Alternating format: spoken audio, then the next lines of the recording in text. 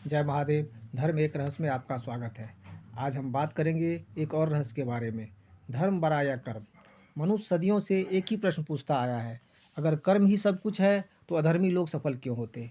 अगर धर्म सबसे बड़ा है तो धर्मात्मा लोग दुख क्यों पाते? क्या पूजा से भाग बदलता है या कर्म से? क्या बिना कर्म किए केवल भक्ति से उद्धार संभव है?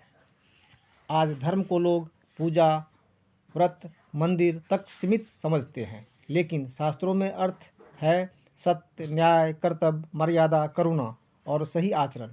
जो समाज, आत्मा और ईश्वर तीनों को जोड़े वही धर्म है। तो बात आती है, कर्म क्या है? कर्म केवल काम करना नहीं है। शास्त्र कहते हैं कि मनसा वाचा कर्मणा, यानी मन, वाणी और शरीर से किया गया हर कार्य कर्म है। इसलिए बुरा सोचना भी कर्म है, कटु वचन भी कर्म है, गलत चुप्पी भी कर्म है। कर्म से कोई नहीं बच सकता। अब बात आती है, क्या कर्म भाग बनाता है? हाँ, लेकिन पूरा सच नहीं।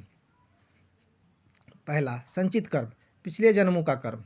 दूसरा, प्रारब्ध कर्म, जो इस जन्म में भोगने हैं। तीसरा, क्रियामान कर्म, जो अभी कर रहे हैं। लेकिन इन कर्मों को दिशा कौन देता है? उत्तर है धर्म। अब बात आती है कि धर्म के बिना कर्म क्या है। धर्म अगर केवल प्रवचन, दिखावा या नाम मात्र की पूजा है तो शास्त्र कहते हैं कि निष्क्रिय धर्म बराबर पाखंड। तो अब बात आती है कि कर्म के बिना धर्म क्या है। कर्म अगर स्वार्थ से, अहंकार से या अन्याय से किया जाए तो वही कर्म बंधन बनाता है, पाप बनाता है और विनाश लाता है। जैसे रावण, कंस, दुर्योधन तीनों कर्मशील थे पर धर्महीन। धर्म बताता है क्या करना है, कर्म बताता है कैसे करना है। राम जानते थे कि वनवास अन्याय है, फिर भी धर्म निभाया। भरत को सत्ता मिली, फिर भी त्याग दिया।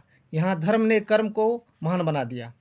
रावण शिव भक्त था, लेकिन अधर्म में डूबा था, तो भक्ति उसे नहीं बचा सकी। अंततः यही निष्कर्ष निकलता है कि धर्म के अनुसार किया गया कर्म ही सबसे बड़ा है। अगर यह वीडियो आपको अच्छी लगे तो चैनल को लाइक, सब्सक्राइब और शेयर करना नहीं भूलें, क्योंकि हम आपके लिए इसी तरह का वीडियो लाते रहते हैं। जय महादेव।